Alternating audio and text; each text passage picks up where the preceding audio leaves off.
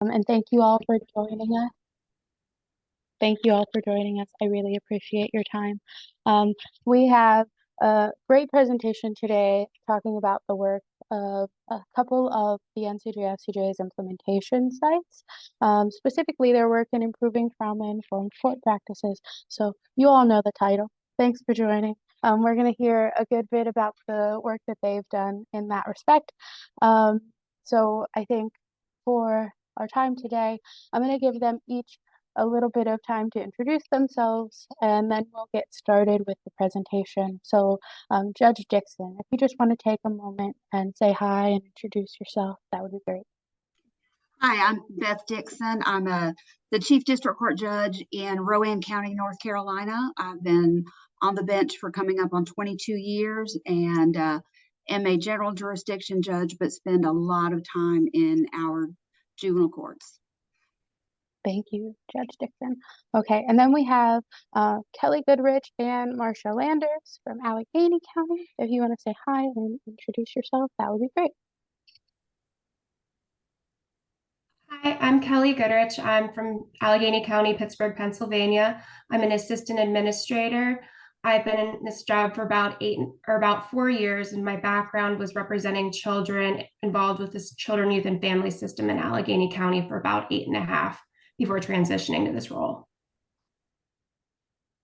Thank you, Kelly. And then Marcia, if you want to take a moment to unmute and introduce yourself, that would be great.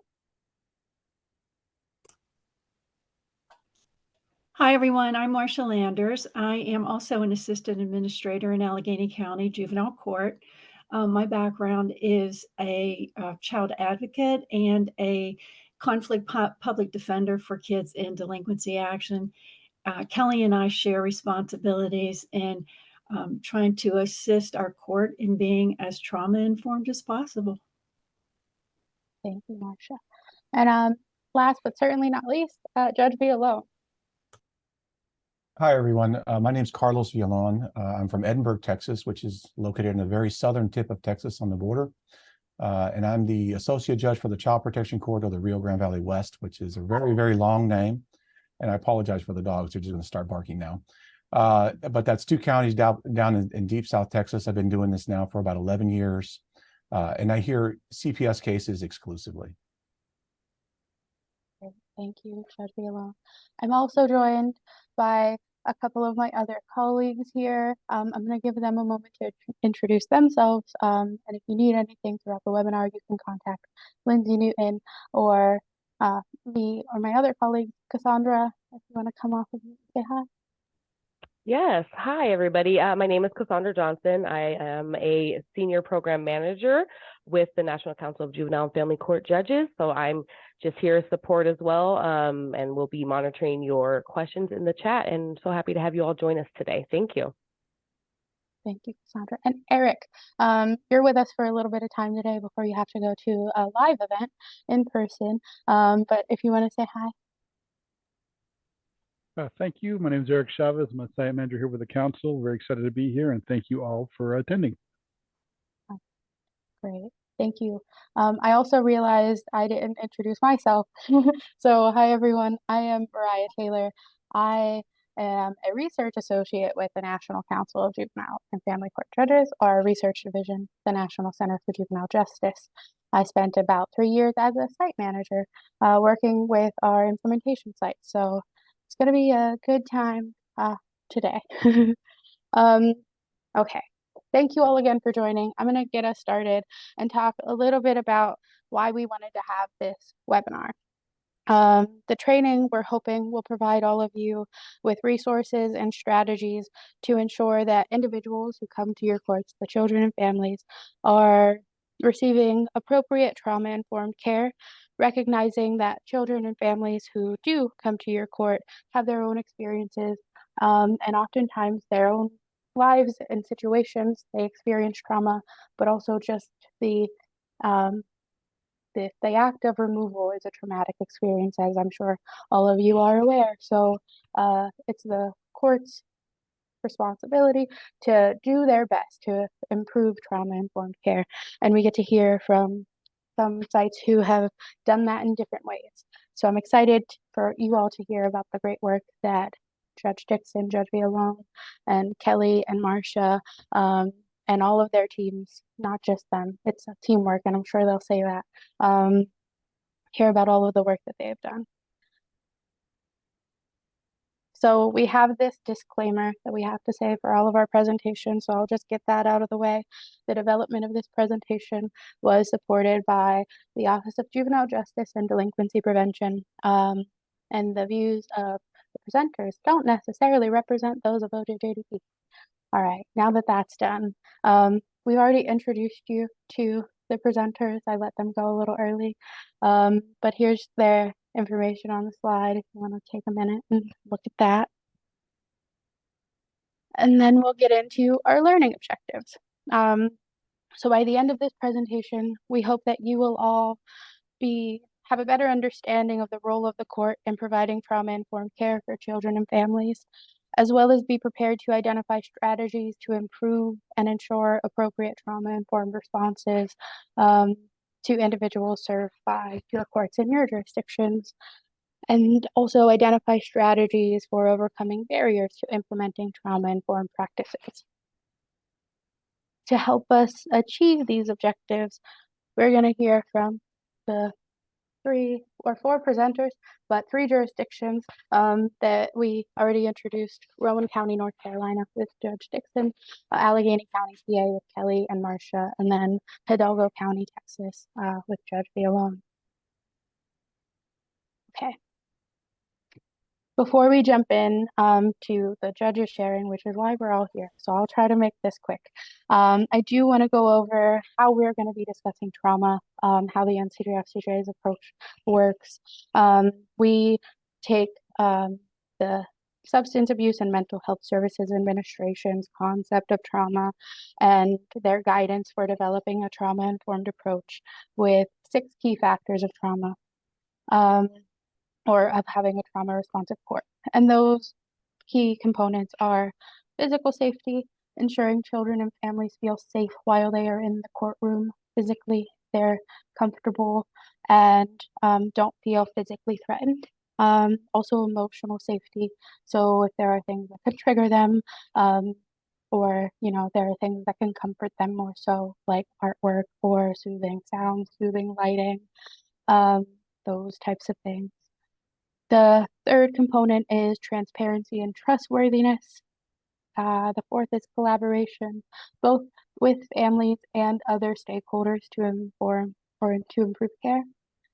And going along with that, the 5th component is voice, choice, and self-determination. So that collaboration with families is highlighted even more so there. And then finally, empowerment.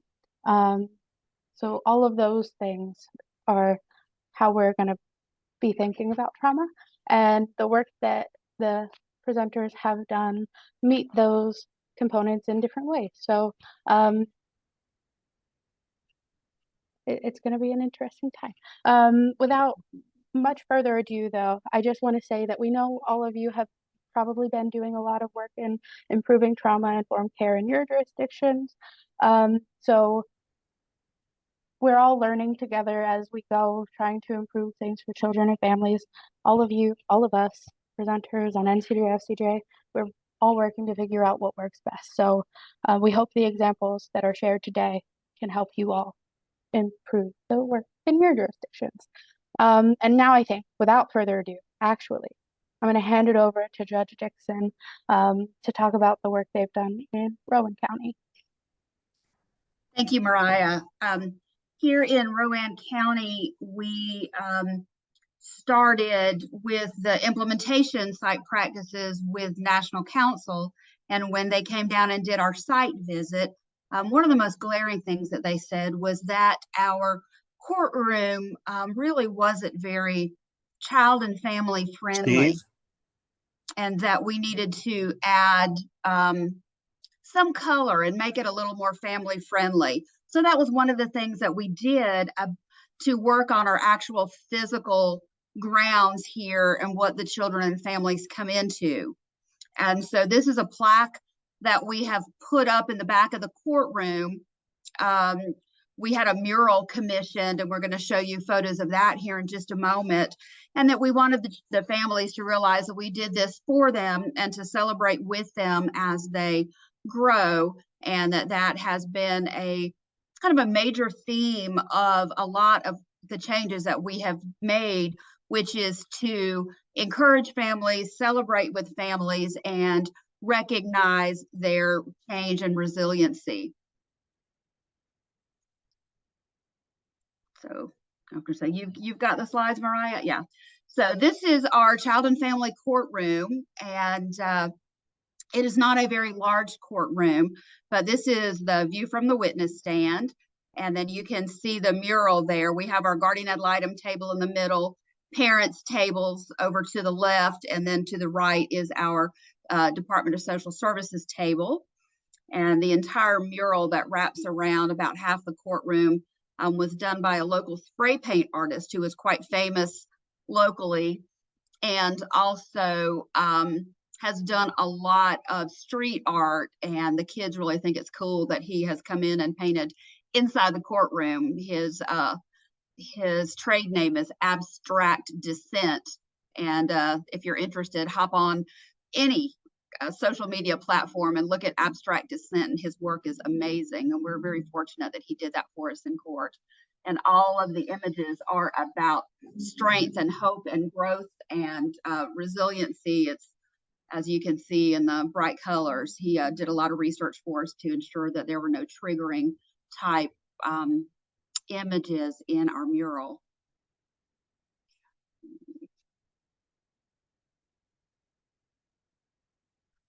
And so the butterfly and his signature there. You can keep going on those. They were moving by themselves for a minute, which was really concerning to me. Okay. So sorry about that, everyone. So yeah, just some close-ups of the images. The reason I put this slide in here is this is one of the ways that we have tried to engage parents. You can see the screen here. Well, if we don't go back for one, that we are really working on engaging the parents, and that we allow them to participate in their hearings in any way possible. Meet them where they are. They may call in. We will set up a WebEx for them, or they can come in person. And so any way is acceptable. And we encourage parents, if they are at work and can only take a 15-minute morning break, that we would try to have their hearing during that time when they can call in, or be up, use their device and be able to WebEx in. But we are meeting them where they are and encouraging them to participate in any way possible. See if it'll advance. And so we are grateful to the Clinton Foundation and their Too Small to Fail initiative. They donated 1,000 books to our courtroom, and we put the bookcase in here and actively give away books to the children that attend, but also to the parents. We assist them in picking out age-appropriate books, in particular for the smaller ones, encourage them that during their parenting time to read the books to the children. And they are all new books, and it's wonderful. One of yeah, you can go on to the next slide. So that was our physical courtroom. And then some of the things that we have done really to help with the transparency and the trustworthiness is I created this court notes form, because in my jurisdiction, it's very hard to get our court reports done and out really in less than 30 days. So for the parents to understand what was still available, what was still needed to be met on their reunification plan or whatever their family plan is, I created just this short note, and we'll put the child's first name on it, put the party's name, let them know what their plan is, what tasks still may need to be completed, and then I will sign and date this. A copy is kept in the file, but the original is given to the parent. And I have kind of transitioned from using this just as a checklist to write notes of encouragement to the parents on this. Great job in completing your treatment. Really proud of you for getting that job. And the lawyers have given me feedback that they really enjoyed that, and that they will share and want to know what I've written on other participants' forms to see how they're doing. And so really it's a great way of building that rapport with that client and building that trustworthiness, and also the transparency of here's what happened in court today, and that we don't want anybody to be surprised about what the requirements are when you finally get your written court report after that.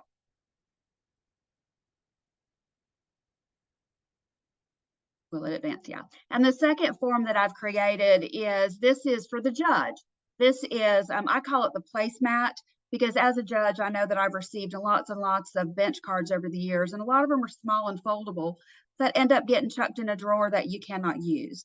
And so this one is laminated. It's about the size of a placemat. It stays on the bench, but before court, it gives the judge an opportunity for reflecting and to reflecting on what some of the best practices are with our word usage, because words matter so much, as well as a little bit of reflection to ensure that you're not letting any of your own implicit bias affect the decisions that you're making in court that day. And so words really do matter, that we have tried very hard to replace words like dirty and clean drug screens with positive and negative, calling the individuals by their names. It's Mrs. Jones, not mom, to using respectful and inclusive language. And I don't have a slide of it, but we also have a daycare here in the courthouse that we partner with. It's a free drop-in daycare that is run by another local youth serving agency that partners with us. A lot of it is done through federal funding through Title V, which puts seniors to work. And that so any of the children do not have to sit and wait in court or, kind of in a sterile waiting room. They can go into the daycare, play with toys, get a snack until the time comes for them to actually have to appear in court. And parents can use it for their other children as well, again, to reduce a barrier as to why parents can't come in court. It used to be, before we did this, parents would say, I don't need a child care for my other children. I can't afford child care. I can't leave the house, with the children. And now we say, we've got free child care drop-in available to you. Come on in, let the kids have a good time, and you can come and participate in court. I think that was the end of my slides. The back page probably didn't copy very well, but again, it's just for the judges as a reminder of what the required language is and what findings of fact need to be included, what needs to be said out loud in court, so that the participants do hear it and then try to have the shorthand on the court notes to give them. So I think that is all of my slides. So thank you. Thank you, Judge Dixon. It was great to see the mural. I've seen pictures of it many times, but it's always a nice thing to look at. And I imagine that the families really enjoy it. And the placemat bench card is a really great idea as well. Thank you for sharing. Kelly and Marcia, I'm going to go to your slides. Hopefully they don't advance on their own. Sorry, everyone, about that. But we'll see how it goes. So take it away. All righty. Thanks, Mariah, and thanks, Judge Dixon. That was so inspiring. So for our presentation, we wanted to use a time frame to talk about our efforts. So we'll look at where we started, what we've done, and what we're doing now. Our efforts started in 2015 when NCJFCJ did a trauma audit of our family court. The audit recommended changes on two different levels. One was changes to the courthouse facility itself and changes to the court process. I'll hand it over to my colleague, Kelly Goodrich, to give you a sense of how we've transformed the physical spaces in our courthouse, and then I'll pick up on the changes in our court process afterward. Thanks, Marcia. So what we're going to be looking at through the next couple of slides is the physical space changes to our courthouse. That first picture on the left is a picture of when you walk into one of the two entrances, the rotunda where you enter. It's a far cry from when it was an old jail in the 90s. And then in the second picture, what you'll see is part of the waiting room on our second floor. We have 5 floors. We have, I think, 2 larger waiting rooms that have been tried to model kind of equally. All of the paint colors that you'll see are trauma-informed colors. There's iPads that are preloaded with games and activities for the kids, and there's snack machines as well. There's also what you can't see in the picture, but up above, there are 2 conference rooms for caseworkers, attorneys, and clients to meet before or after hearings to go over what's going to happen or what did happen during the hearing. And we also have 3 regional hearing offices around Allegheny County in the communities where our clients lived, and they also have the trauma-informed colors with them. We've also updated all the seating, so there's access to plugs and USBs, and that way they're also very easy to clean, so it keeps a nice space for people to come into. And then the next one. And the next, this is our children's playroom, kind of like Judge Dixon talked about. We also have a drop-in daycare center in our courthouse that's open from 8:15 to 4. The children are signed in, and the person who signs them in gets a pager to assure safety that they're the only person signing the child in and out. When you go in, there's different areas around the playroom for different age groups. There's some for infants, toddlers, older kids, even up to teenagers that can come in and use the activities in the playroom. But they don't have to stay. If they're not comfortable staying, they have snack bags to go that anyone can come in and get access to. So they have access to a snack while waiting. There's clothes for both youth and adults that are available, as well as diapers. And while in there, if you do choose to stay, every child also leaves with a book, which was been great when we got to partner with NCJFCJ over their book donation. And then also along in our playroom is a sensory room. This is the view from the doorway from 2 different angles. There's different light settings in there. There's a bubble machine that can be turned on and off. There's headphones, sensory toys. Anyone can go back. A child just must be accompanied by an adult, but they can go back at any time to say, I need the sensory room, and they can go straight back, no questions asked. And it's available to them for anyone who may need to calm down or has those sensory needs. In addition, each courtroom and hearing office is equipped with a sensory box that has headphones, sunglasses, sensory toys for anyone that might have that immediate need in the courtroom or might be at one of the regional offices.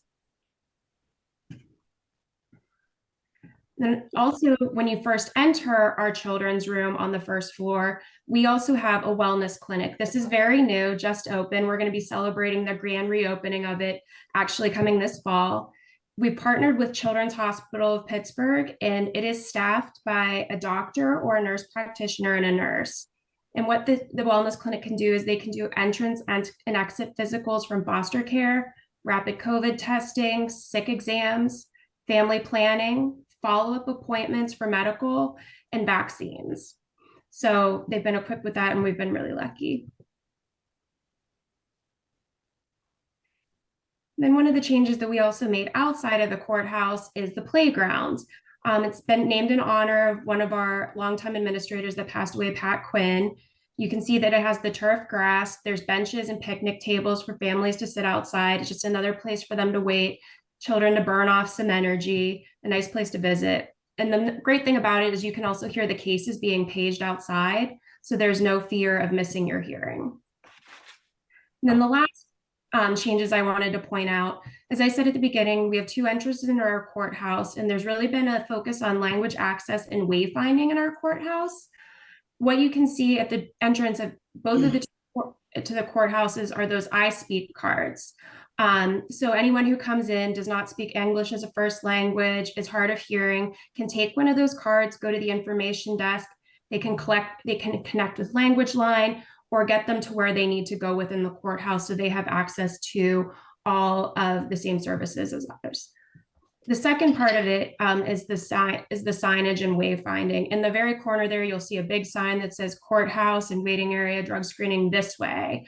We've gone through and renumbered the courthouse, made bigger signage with arrows. That way it's you're much more able to find your way around, because like I said at the beginning, it's an old jail. So sometimes there's some twists and turns in there that you might not be as accessible as you'd want it to be. We also have the TVs that change daily to tell individuals where judges are sitting in each courtroom, so you can find where you're going as well. There's also TVs, like Judge Dixon said too, we have those in the courtrooms to try to be as accessible as well too. If witnesses and participants can't make it downtown, they can participate via Microsoft Teams. The last thing that we have that we're working on right now is we're also working on, they're being installed right now, are check-in kiosks in the lobby where you can push a button, say, I'm here for child custody, and it tells you which room and gives you kind of a map of where you need to go. So with that, those are some of the big physical changes that we've been working on, and this has been a very long process and still going, as you can see. We'd like to thank our administrative judge, Eaton, Judge McCready, who's been really the leader of this, and our president, Judge Clark, as well, too. Back to you, Marcia. Thanks, Cal. So this slide shows some of the specific concerns. Let me put my camera on. Okay, there we go. This slide shows some of the specific concerns about our court process identified in the audit. Of these issues, the one easy fix was the block scheduling. We put in place time certain scheduling, which has eliminated the kind of excessive waiting some people were experiencing before the change. For the other issues on the slide, rather than initially tackling these specific challenges, we gravitated to a broader trauma focus in the form of trauma trainings. Next slide. So these are some of the trainings we held in recent years. But the problem with trainings is that there isn't usually a coordinated, ongoing effort to reinforce what was trained. So, for instance, we had a very dynamic speaker for one of our trainings, a poverty summit. And in the years since, we've had judges and others say what an impact it had. But what we know is missing is a systematic effort to regularly remind stakeholders of those impactful insights.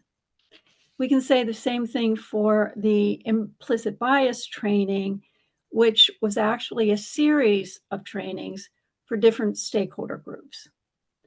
In other words, we have tangible proof of the way we've changed the physical landscape of the courthouse, but we don't know if or to what extent we've changed the experience of those involved in court hearings.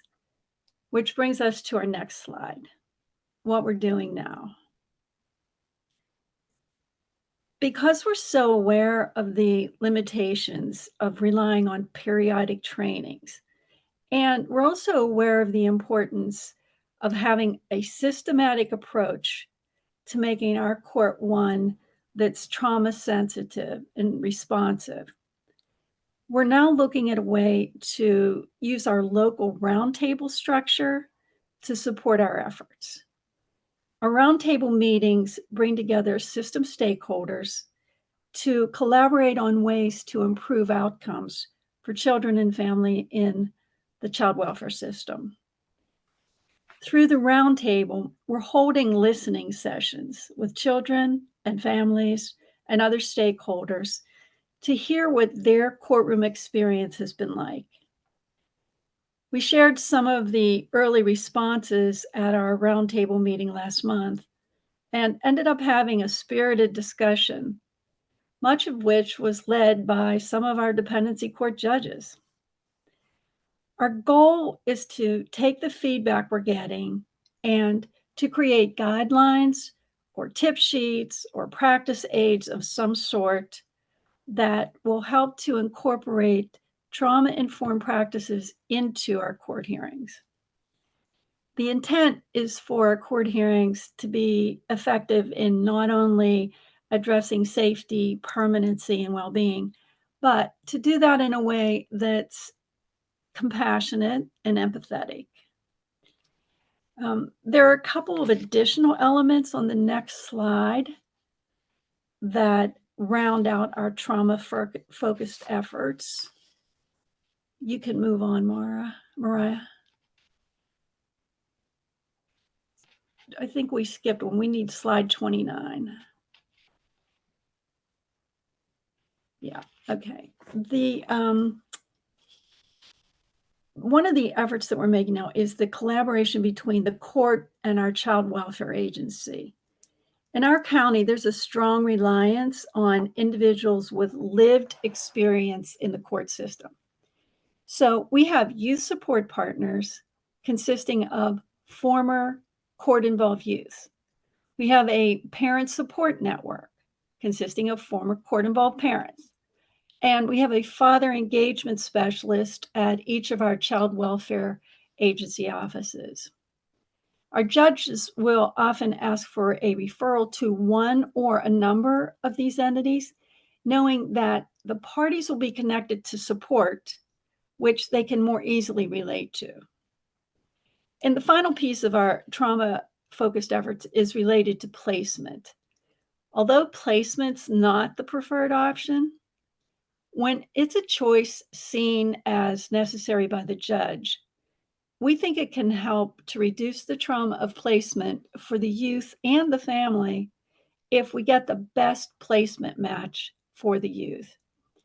One of the ways we've tried to do this is to create a comprehensive placement resource guide. This guide allows the judges to see the types of services and the treatment options available, as well as the population who's appropriate for a particular placement. So as a final thought, going back to our earlier slides, we've been able to transform our physical spaces in our courthouse to make them more hospitable, engaging, and accessible. And now we're hoping to take all the input we're gathering from parties and other stakeholders and to bring that same vision to the court process itself. Thank you. Thank you, Kelly and Marcia. I will say I'm in Pittsburgh, Pennsylvania, and I've been able to visit the Allegheny County Court a couple of times, and I'm seeing it as the old jail and then as it is now, a vast difference. A lot of great work has been done just in that respect for facility work, but a lot of great changes to the process have been made as well. So thank you for sharing. I'm going to hand it over to Judge Villalone to talk about their work in Hidalgo. Okay, so I'm going to give you the 100-mile-an-hour version of this. There's way too many slides here, but a lot of this has already been talked about by my colleagues here. And so, again, I have the court in Hidalgo County, a child welfare court, and let me go to the next slide and just kind of give you an overview of what we've done, what I've taken care of over 11 years. And so, excuse me for 1 minute.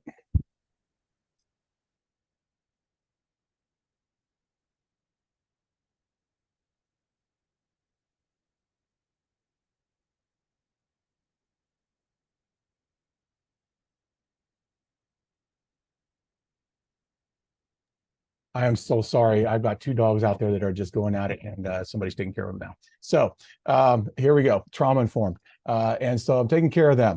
And so I started this process about 11 years ago when I got on the bench and noticed a number of problems. And it was a fresh start for us. I wanted to do this the right way, and I wanted to learn from the best practices that were out there. And so next slide. And so it was a fresh beginning for us. And so the first thing you want to do is you want to assess what you have. And I do want to talk about how you get this going because it's a long process. It's not something that happens overnight. And so I assessed the damage. And we had some good things going on. We had time certain docketing, and we had children in our court proceedings. They were coming to every court. So we were able to take that and run with it. The problem that we had was a very toxic environment. It's extremely adversarial. We had no security, no bailiff. Safety was an issue for our families and everybody involved. And we had a docket that, although it was time certain, was kind of just a mess because there are 10 different units that CPS has here, and they were all docketed for each and every day when they didn't have to be. They could have set days and not have to come in every day and actually get some work done in the office. So those were some things that we had to clean up right away that I noticed. And so next slide. And so got on this path and realized that this is a lot of work. It's a lot of work for a judge to complete, and you can't do this alone. And so immediately, the next slide, sorry, you're going to fly through this. Ask for help. Okay, there's plenty of it out there. NCJFCJ was the first place that I turned to. And so going to CANI and learning through the Child Abuse and Neglect Institute was critical to understanding these cases and understanding these families and understanding trauma. And also getting assistance from the Texas Children's Commission, the online bar CLEs, and eventually our local university has become an extremely important partner for what we do here in the Valley. Next slide. And so I want to focus on this judicial leadership. Every one of these models and the models in the implementation sites, they emphasize judicial leadership. We're in a unique position to convene our stakeholders and to bring them together and to talk about the changes that need to be made. And you're going to get pushback. There's no doubt about it, but you can't force them. You can't do this alone. You need their help. You've got to bring them together to talk about all of this, and you have to have their buy-in. And so when you're doing this in court, yes, we control the courtroom, we control the environment, we control the atmosphere, but there's so much more that's involved, because the reality is that the work with these families gets done outside of the courtroom, and it has to be done in a trauma-informed manner. And we don't do that work. Everybody else does. And so the number one thing here is be patient. It's not going to happen overnight. It's certainly a difficult lesson that I had to learn because I wanted it overnight. And it is going to take you quite some time to bring all these folks together and to start devising a plan. Next slide, please. And so this is just an outline of the timeframes that we're talking about here and what we went through. So, I got on the bench in 2012. I'm sorry. We got a bailiff. We went to unit-based docketing. I attended CANI. I got appointed to the Children's Commission to do some more work and some more piloting with their program. Got selected as an implementation site court to take on those roles and to become a laboratory for change. And then it started with selecting a court team to talk about the changes that we wanted to make, those trauma-informed changes, expanding to the university and doing stakeholder surveys and bringing them into the fold. And in the creation of a coalition, which was the whole central idea, was to just develop this collaborative and work with our families in the same way. Next slide, please. And so you can see these are examples of some of the things that we did. We chose TBRI, trust-based relational intervention, as our trauma model. That's what we use. It's used also in Travis County and Austin and some of the other locations. And that's one that our coalition settled on, not me, but a decision made together. And those are some of the trainings that we did and organized for our attorneys, our foster parents, and our CPS staff. Next slide, please. And so here's some pictures of what we've done. We specifically stole that idea about the bookshelf from NCJFCJ. One of our site managers told us about that, and we thought that was a great idea, and it ran like wildfire. It was the first thing that we did, was to set up a bookshelf in the waiting room, that drab waiting room that you see there that's all got white walls right now at that time. But to give the children an idea, the ability to go to court, actually take a book and keep something tangible, share it with their parents, and just change the mood. And you can see the book donations; those flew in quite easily, actually, with the involvement of our attorneys and our stakeholders. They put it on social media, and we were flooded with books. And NCJFCJ added another 1,000 books on top of that, so we have plenty to go around. And then my bailiff got creative, and he said, "Well, why don't we take those books outside?" And he built a kiosk outside. And so now it's not just inside our courtroom, but it's for any kids who are in any of the other courts that are out where we are or inside. They're welcome to come down and get a book. So we make it available to our community. Next slide, please. Snacks are important. You can learn a lot from kids coming in to get the snacks. We learned a lot about one family that came in that the kids weren't being fed after they were sent home, and they emptied the snack box, and we found out a little bit more about that. But they're there for the kids. They enjoy them. It relaxes them. But some of the things that you see when you have kids in court and things available like this. Toys, Sarah's Hope Foundation donated. This is an example of what they donated. And we keep those on hand because you never know when a kid's going to have a rough day. You never know when it's going to be their birthday and they have to come to court. So you want to have these things around for these children and make things a little bit more pleasant for them, right? Because we have them there. Next slide, please. That's what our lobby looked like. Awful. It looked other than the bookshelf, it was awful. All right, it's very institutionalized, and so we got a grant working with our partners at the university, to the Texas Bar Foundation. And the next slide. And this is what we did. So artist wanted to paint the walls black. I thought he was absolutely out of his mind, especially since I didn't ask for permission. So we painted the walls black, and he said the colors would pop, and he was absolutely right. And he built, and so he painted these murals, which were amazing. They were for children and inspiring. And so you see the artist there who donated his time. He's a university student, as well as the 2 graduate students that were working with us at that time that were assigned to us. And so that was a very positive partnership that we have with the university as well. And it continues. So what does change look like? Next slide, please. And those are some more examples of the artwork that came in. And so it happened over time. Unfortunately, the pandemic hit before we could actually get it out to the public, but we were using it now. And so, yeah, that's what our walls look like now. It's a very inviting space. We want our families to know that this is a different kind of court.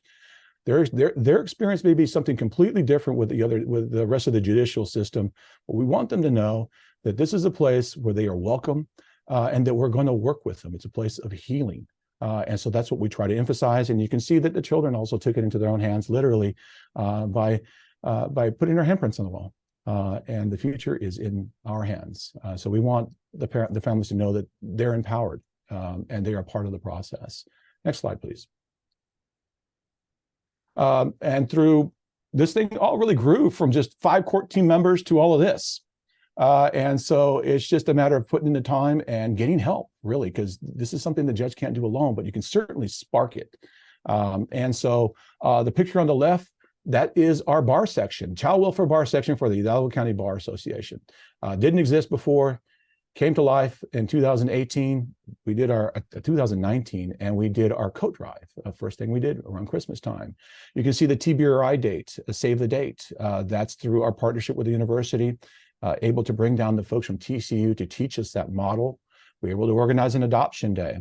And through funding and grants, we can get kids to our athletic events, theater events, music events, you name it, whatever they got at the university is open as a community partner for our children to go and attend with their families, with their foster families, which is very, very important. And of course, the trainings that come along with that. Next slide, please. And I may be over time here, expanded to social media. During the pandemic, this was really important. Everything shut down. The only thing you had going on was Facebook or Instagram. And the only way to reach our stakeholders was to do this. And so it originally started as a court page and was eventually turned over to our coalition. And it now belongs to the Coalition for Empowering Children and Families. And we post announcements, we post dockets, we post all sorts of interesting things from our stakeholders in events, and that keeps everybody in the loop, and very, very useful. And I won't even get into the social media stuff and the rules that with regard to that. That's why I turned it over to the coalition, right? And then the next slide. And so what is this? What does it look and sound like? So I've given you some examples, and this is a really quick flyby, right? But I'll give you an example of what it sounds like. The other day, and when you're talking about trauma-informed, you're changing the environment in the courtroom. You're also changing the way that we work with these families and the way we discuss the case in the courtroom.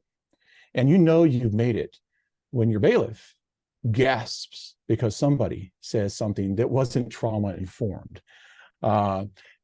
It made me shudder because it was a little alarming that came out, but everybody kind of gets it and everybody's getting on the same page. And so you've come a long way when your court bailiff is saying, oh my goodness, why did you say that?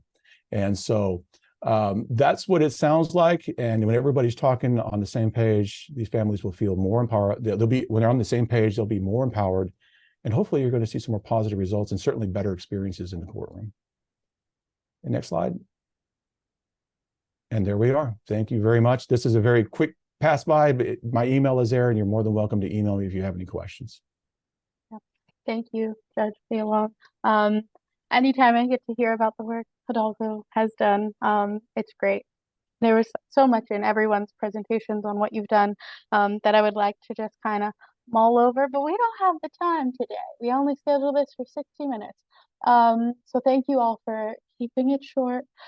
We did have a couple of questions we had planned to ask you, but I think that we're gonna open it up to the audience and see if you have any questions. And Cassandra, you can kind of take the lead here. If you'd Yeah, like. we have some scheduled questions that we had if the audience didn't have any, but we would like to open up to you guys. So if you would like to either come off of mute and ask your question, you can, and put your camera on, or if you're shy, it's okay, you can put your question in the chat as well. Well, someone did say they love the changes that are being made, so thank you, Stacy.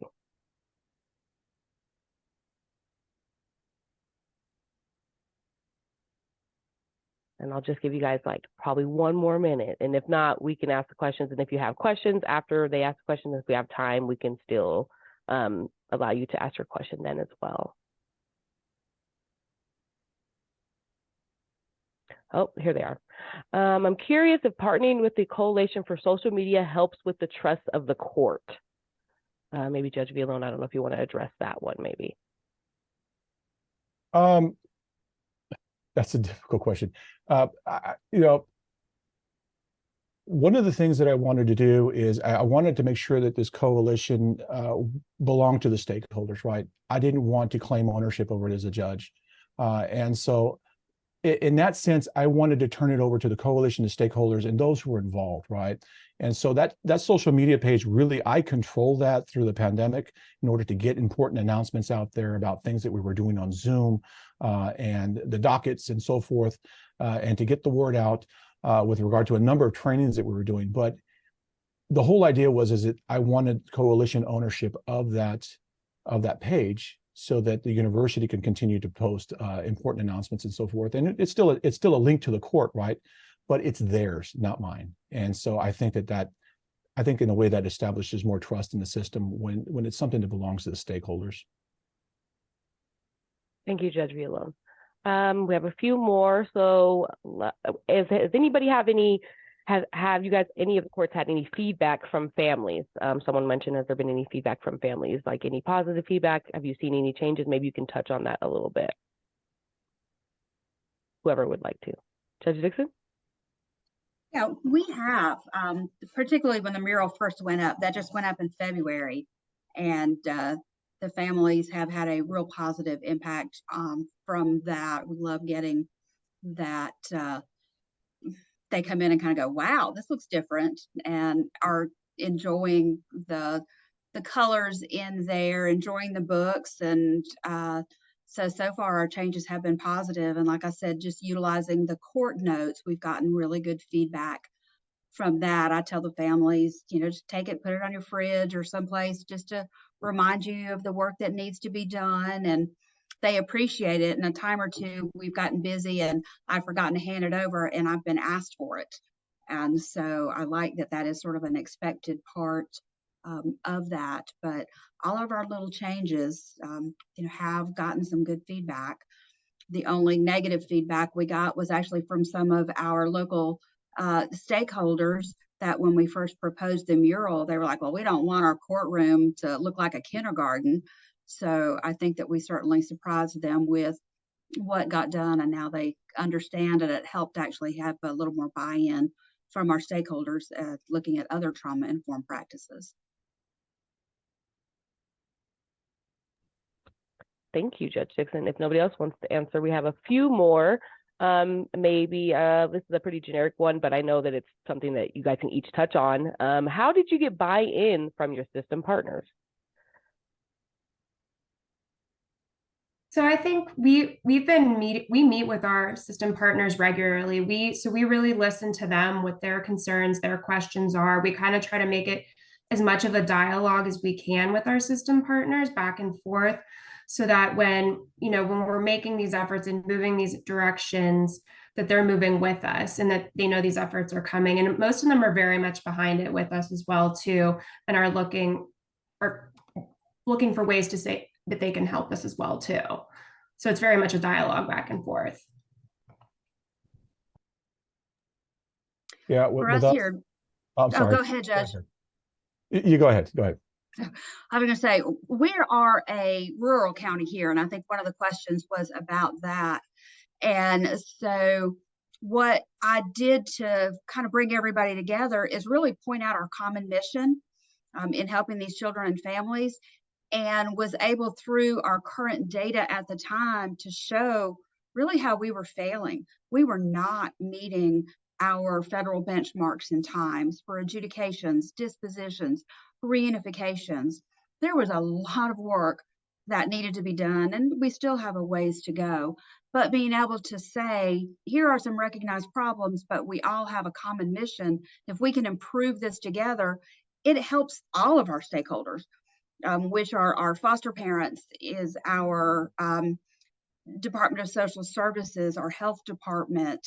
So we've been very fortunate with some good partners, but really it's all about having that common mission of improving things, not just in your courtroom, but how it spreads out into the, into the community itself, being able to prevent re-entry into the system for families. That's a benefit to everybody. Yeah, on my end, it started off with a court team, as it does with the implementation sites. And so it starts off with a core group of individuals, which are really all in the courtroom, right? It's the department, it's the attorneys, in the court. And so I think it really didn't grow until we took it outside the courtroom doors for us, and looking for our stakeholders that way. So when we involved the university, and opened the doors and said, who else needs to be at this table? And we talked about our providers, all of our service providers, our foster parents, the child placing agencies that are over the foster parents. And so it kind of just morphed into this really large collaborative that we have. But the way that we do things, and we think we keep everybody involved, is started with monthly meetings and eventually went to quarterly meetings. But we do keep those up, and we have presentations by stakeholders that we didn't have the first time around, right? So we find somebody new to come and tell us what they do. And that's really how you get this thing going, because quite frankly, if you don't do this and you work in silos, you'll never know what the others are doing, and you'll never know what resources you really have. I mean, one of the biggest complaints that we have, and we're also kind of rural in this area, is a lack of resources. But we didn't realize what we really had until we got everybody in the courtroom, or actually in our meetings. And then we realized we had a bit more than what we thought, but we also realized the gaps as well. So engaging your stakeholders, bringing them in for meetings on a quarterly or at least a monthly basis, or at least a quarterly basis, is very, very important. And having them have a say so, it's important. Thank you, Judge Villalone. And actually, somebody asked the question that I might just transition into, piggyback off of what you just said, is how do you make changes in rural communities? So like you said, I guess just starting with actually figuring out what you have. But if you want to expand on that, that'd be nice. Sure. So, I mean, the biggest complaint, so we don't have any residential treatment facilities down here in the valley. If we look at the geography here, we are separated. The nearest city is like 3 or 4 hours away, right? That's the nearest residential treatment facility we have. The nearest rehab facility for our parents is 2 hours away. And so while we have a large population in Hidalgo County, about 880,000 people, we don't have the money and the resources down here. So we had to find a way to do these things. And so if we can do things locally, and one of the reasons that we implemented a trauma-informed model down here was because we want to keep kids' levels of care down. We don't want to lose them to another part of the state, to an RTC somewhere in Houston or somewhere in San Antonio, so far away from us. If we can handle those things here and be better trained and equipped to handle the traumas that these folks are dealing with before and after they got into the system. And so that was kind of the catalyst in trying to get a trauma-informed system into place. Was we don't have enough down here. We certainly don't want to send them across the state. How can we improve down here? And so that was one of the ways that we did it. And here in Rowan, honestly, a lot of our changes have been smaller changes in our practice that have been kind of spread by example, leading by example. And I am holding the bulk of these courts now because I believe in the mission so much, but that from the bench, praising families that are utilizing medication-assisted treatment has helped change the philosophy towards that in court, with social workers that are there listening, that lawyers that are there listening, and even other parents that are there listening. That it's just you can make those small changes and everyone else picks up on them and continues to emulate that, using kind words in court. But honestly, the MAT has been a big one for us because there was a lot of resistance to it in a conservative community. What? You're just trading one drug for another. And to have judicial leadership praise it, promote it, ask if it's available, ask if the parent has had an opportunity to provide that, has totally changed the outlook towards that in our community. And so there are lots of other smaller ways or ways that you can do that, change the culture towards an element of your court, really just through your own leadership and the respect that you build and the rapport that you build with your court actors. Awesome. Thank you both. Well, I know we only have 2 minutes left, so I think some of us tried to answer some of your questions in the chat. I also kind of pasted some of them to the side, so we might try to get those answered, but check the chat to see if your question was answered. Thank you, Judge Dixon, Judge Villone, Kelly, and Marcia again, and I will pass it over to Mariah, though, to close us out. Thank you.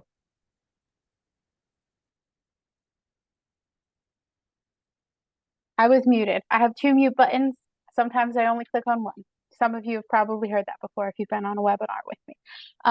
Anywho, thank you, Cassandra, and thank you, Judge Dixon, Judge Villone, Kelly, and Marcia, again for your time. It was great to hear from all of you. If we didn't get to your question, please know that we save them all and they will inform future webinars and other training events that NCJFCJ hosts. Also, you can always reach out to anyone at NCJFCJ, anyone on this webinar now.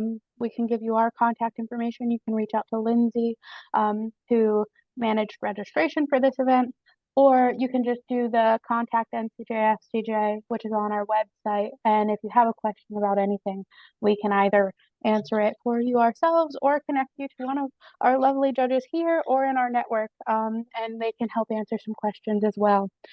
But now that it is the time for us to say goodbye, pretty much, this last slide has some resources, and we'll share a PDF of this to everyone who registered for the event, so you can access some of those. And if you'd like to stay connected with NCJFCJ, there will be links to all of our social media. And this is where you get my Offerman gift. Bye-bye.